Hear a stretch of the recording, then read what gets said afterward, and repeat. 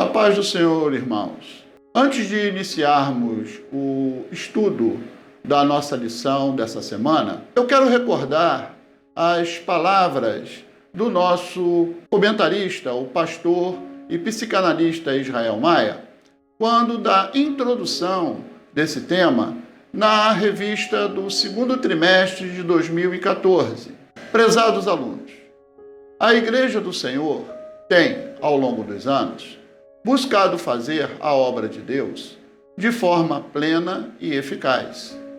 No entanto, as transformações da sociedade, ocasionadas pelo progresso e crescimento populacional, têm nos levado a uma necessidade maior de observações das condutas daqueles que formam a nossa membresia. Fatos ocorridos cada vez mais e com maior frequência nos mostram que muitos, embora busquem uma plena comunhão com o Criador, sofrem com sintomas que surgem, na maioria das vezes, alheios à sua vontade.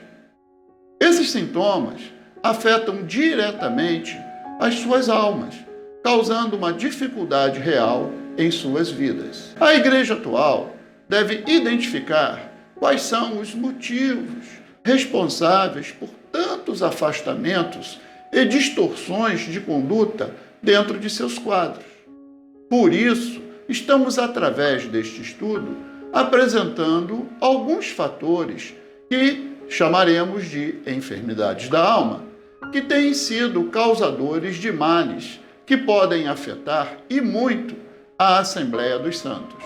Estaremos aliando à palavra conceitos científicos e mostrando a existência de tratamentos oferecidos por profissionais que hoje, para a glória de Deus, podemos contar no seio do corpo de Cristo.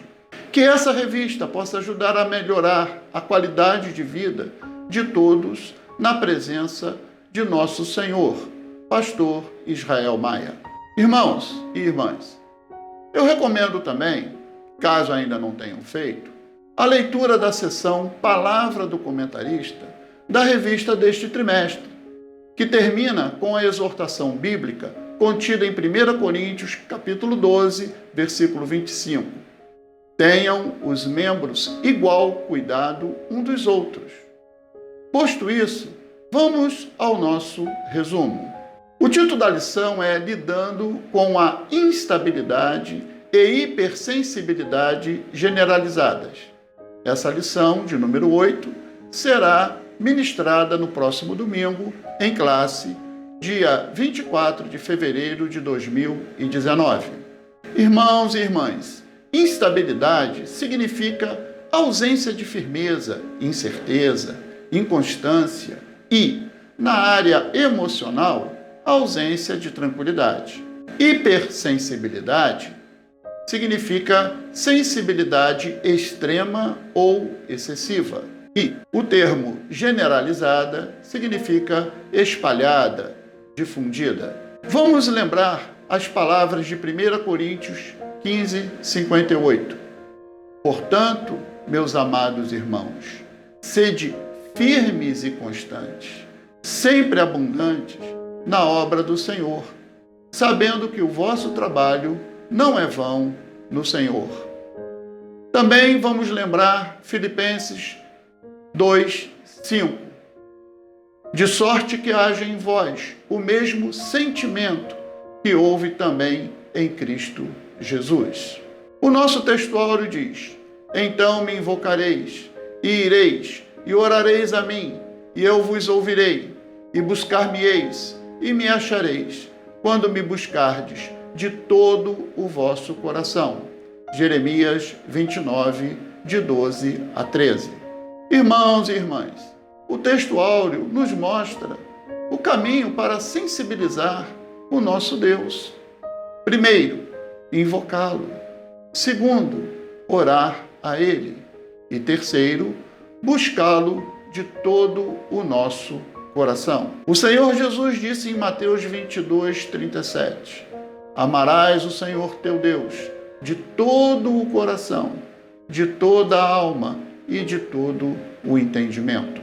Verdade aplicada, um ambiente repleto de oração, adoração e amor fraternal, muito contribui para produzir equilíbrio na vida do discípulo de Cristo.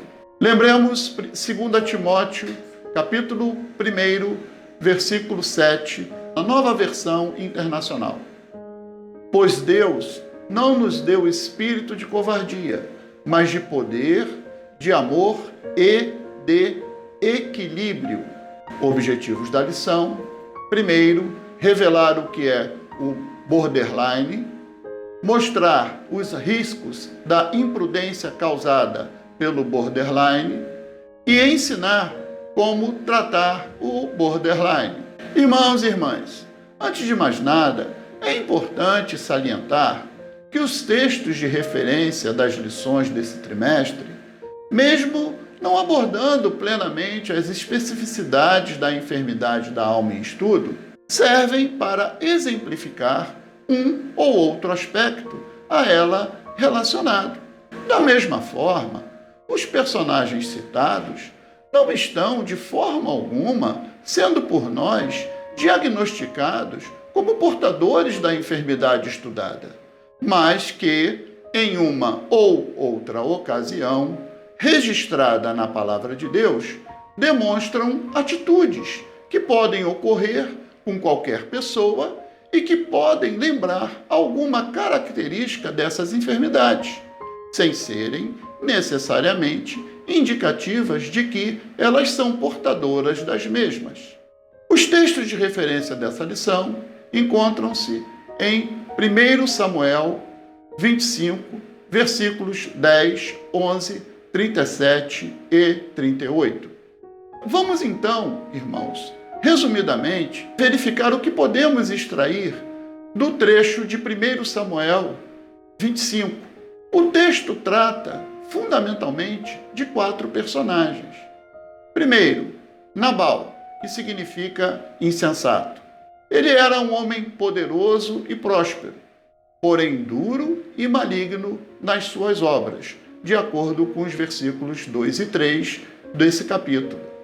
Segundo, Abigail, cujo nome significa alegria de meu pai, mulher sábia e formosa, e esposa de Nabal, segundo o versículo 3. Terceiro, Davi, que significa amado. Ele era o homem segundo o coração de Deus. 1 Samuel 13, 14. E, quarto, um anônimo servo, prudente, vigilante e proativo, isto é, que tem iniciativa própria positiva diante de algum problema. Davi estava acampado na região em que morava Nabal e nunca fez mal a ele ou aos seus. Muito pelo contrário, até lhes proporcionava segurança. Em certa oportunidade, enviou 10 mancebos para solicitar a Nabal alguns víveres que lhe sobejavam. No entanto, ele agiu com imprudência ao recusar o pedido de Davi. E diante da ação impulsiva de Nabal, Davi, por sua vez, resolveu tomar também uma atitude impulsiva, uma atitude de vingança mortal, da qual foi demovido pela prudente Abigail, que havia sido informada da situação pelo seu diligente servo, tendo ela agido com presteza, sabedoria, coragem e humildade, a ponto de até mesmo se sacrificar pelos seus. Irmãos e irmãs, nós como igreja devemos tomar como exemplo as atitudes do servo e de Abigail. Ele era vigilante, Mateus 26, 41, e prudente, Mateus 10, 16. E ela, sábia, Provérbios 14, 1. E apaziguadora, Provérbios 15, 1. Mateus 5, 9 diz: Bem-aventurados os pacificadores, porque serão chamados filhos de Deus. Irmãos e irmãs, o fato é que qualquer pessoa, em determinada situação, por impulsividade, pode tomar atitudes extremas das quais poderão vir mais adiante se arrepender. O pintor holandês Vincent van Gogh, nascido em 1853, disse: "As grandes coisas não são feitas por impulso, mas através de uma série de pequenas coisas acumuladas." Esta lição número 8 trata do transtorno de personalidade borderline, em que a impulsividade é apenas um dos seus vários sintomas característicos. Introdução. Nesta lição, estudaremos o transtorno de personalidade borderline, BDL. Assim como a bipolaridade, o BDL apresenta alterações que confundem as pessoas e os indivíduos que sofrem com esta enfermidade. Do inglês para o português, border significa fronteira e line significa linha, e borderline significa linha de fronteira, isto é, limite. Tal transtorno de personalidade recebeu esse nome pois historicamente era posicionado no limite entre os sintomas neuróticos, isto é, de ansiedade, e os psicóticos, ou seja, desligamento da realidade, alucinações e impulsividade. Mas foi só na década de 80 que o diagnóstico da doença se tornou mais preciso. Até então, muitos médicos acreditavam equivocadamente que a personalidade de uma pessoa era imutável. Ponto 1. Borderline e bipolaridade. Como vimos, a bipolaridade é um transtorno de humor. Já o BDL é um transtorno de personalidade. Os dois distúrbios apresentam alterações de humor e muita dificuldade com o controle dos impulsos. A semelhança dos sintomas torna o diagnóstico inicial muito complexo, podendo confundir até mesmo especialistas. Em algumas situações, pode ser ainda pior, pois o indivíduo pode apresentar os dois transtornos. 1.1. As semelhanças entre borderline e bipolaridade. Irmãos e irmãs, ambas as enfermidades apresentam a variação de humor, sendo que no borderline a pessoa tem variações fortes nas suas emoções, que duram no máximo algumas horas. E também tem pouca estabilidade na autoestima. Ela costuma atrapalhar bastante as outras pessoas com quem convive, pois se acha atacada por qualquer coisa e se defende de maneira bastante insensível, sem tomar em conta as emoções das outras pessoas. Já na bipolaridade, as variações de humor podem durar até meses. A bipolaridade é semelhante ao borderline no sentido de que a pessoa tem baixa autoestima e, na sua defesa, pode também não levar em conta os sentimentos dos outros. No caso da bipolaridade, existem ocasiões em que a pessoa tenta compensar a tristeza com uma euforia, aparentemente sem razão, e em outras, assume a sua tristeza de forma depressiva, oscilando entre esses dois polos. Vejamos alguns versículos que podem nos ajudar nos momentos de tristeza. Primeiro, Mateus 11, 28 e 29. Segundo, Deuteronômio 31, 8. Terceiro, 2 Coríntios, capítulo 1, versículos 3 e 4. Quarto, João 14, 27. E quinto, Salmo 9, 9. 1.2. A dificuldade de gerenciar a autoimagem. O portador do transtorno de personalidade borderline apresenta uma grande instabilidade emocional, desregulação afetiva excessiva, sentimentos intensos e polarizados do tipo tudo ótimo e tudo péssimo, ou eu te adoro ou eu te odeio. E apresenta também angústia de abandono, causada principalmente pela sua baixa autoestima. Nesse caso, é importante saber que, primeiro, para Deus somos todos iguais. Ele não faz acepção de pessoas. Atos 10, 34. Segundo, ele nos ama, apesar das nossas imperfeições. João 3,16. Terceiro, ele sempre está conosco, nunca nos abandona. Isaías 41:10. Quarto, nada poderá nos separar do seu amor. Romanos 8, 38 e 39. E, quinto, ele está à porta do nosso coração e bate. Se abrirmos a porta, ele entra. Apocalipse 3, 20. 1.3. Lidando com os portadores de BDL. Apesar das dificuldades de se lidar com os portadores de BDL, nós, como igreja, temos que tentar os acolher e, nesse ponto, recordar algumas atitudes que podemos ter nesses casos. Primeiro, compreender os comportamentos apresentados pela pessoa e não ridicularizá-la ou criticá-la. Segundo, orar por ela e, se possível, com ela. Terceiro, usar as Escrituras com sabedoria do alto para estimular a sua fé e confiança em Deus. Quarto, dar testemunho de milagres realizados pelo Senhor nas vidas de pessoas que passaram pelas mesmas situações que ela está vivenciando e esclarecer que existem recursos médicos e psicológicos para o seu caso, tomando cuidado de não indicar o uso de qualquer medicação. Ponto 2. Imprudência causada pelo borderline. Pessoas com BDL têm dificuldades em controlar os pensamentos e administrar os sentimentos. O seu comportamento impulsivo é gerado por diversos sintomas que as tornam imprudentes. 2.1. Gerenciamento de sentimentos. Devido ao seu involuntário humor explosivo, o portador de BDL afasta as pessoas do seu convívio e isso reforça o seu sentimento de abandono e a sua baixa autoestima. Ao conseguir se relacionar com alguém, ele o faz com muita intensidade, o que é negativo, e por isso, geralmente, essa relação não dura muito tempo. Nós, como igreja, devemos mostrar que Cristo é e sempre será o nosso grande amigo. João 15:15. 2.2. Borderline, uma batalha diária.